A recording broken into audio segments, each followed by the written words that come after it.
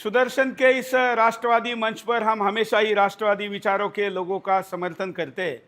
आज हमारे साथ सर्वोच्च न्यायालय के अधिवक्ता है भूपेंद्र सिंह जी।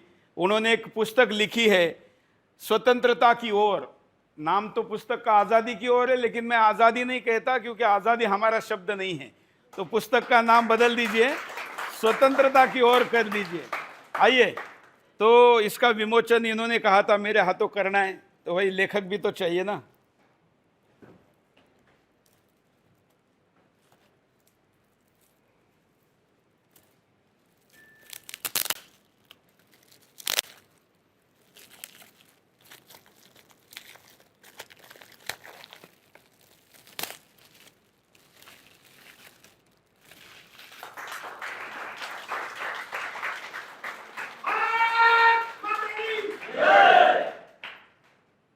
क्या है इस पे जरा बताइए।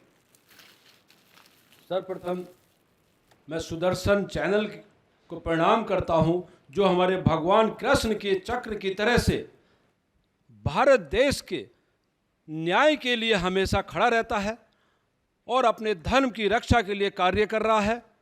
ये पुस्तक मैंने करोड़ों लोगों की मानसिक स्थिति पर सर्वे करके लिखी गई है और वर्षों की तपस्या के बाद ये पुस्तक लिखी गई है।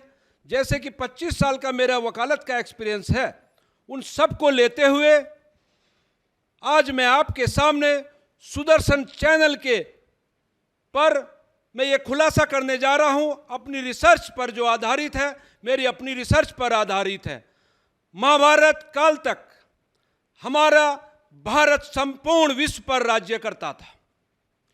रामायण में हमारे भगवान राम त्रिलोक के राजा थे, पृथ्वी के संपूर्ण पृथ्वी के राजा थे। उसके बाद महाभारत काल आया, महाभारत जब हो गया उसके बाद पूरा विश्व टुकड़ों में बढ़ता चला गया।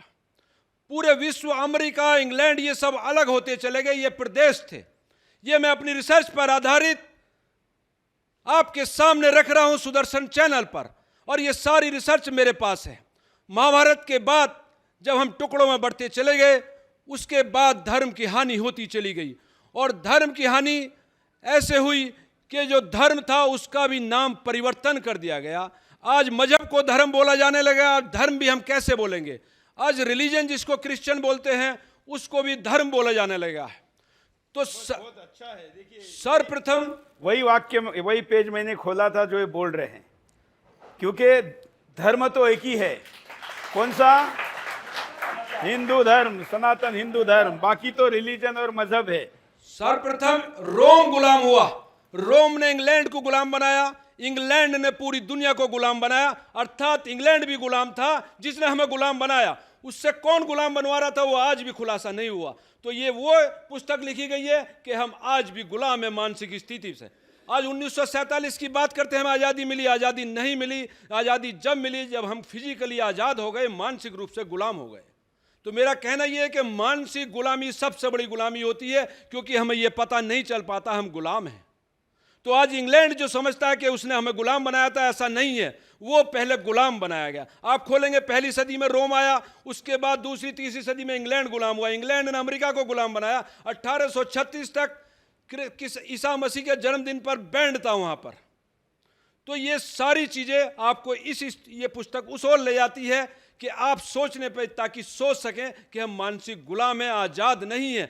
जिनको हम मुसलमान बोलते हैं, जिनको मुस्लिम कंट्री बोलते हैं, वो सब गुलाम है। मैं ये घोषणा करता हूं अपनी रिसर्च पर आधारित। हम कहते हैं वो धर्म नहीं है। आप यहां पर आकर वो भी कहेंगे कि धर्म, अरे भाई, धर्म और मजहब अलग अलग है। वो आर्मी के रूप में तैयार किए गए हैं, आप उनको धर्म कह देते हैं। इस वजह से हम उनसे फाइट नहीं कर सकते।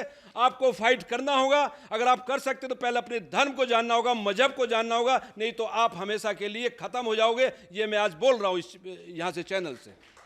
सभी को जय श्री राम। धन्यवाद, धन्यवाद।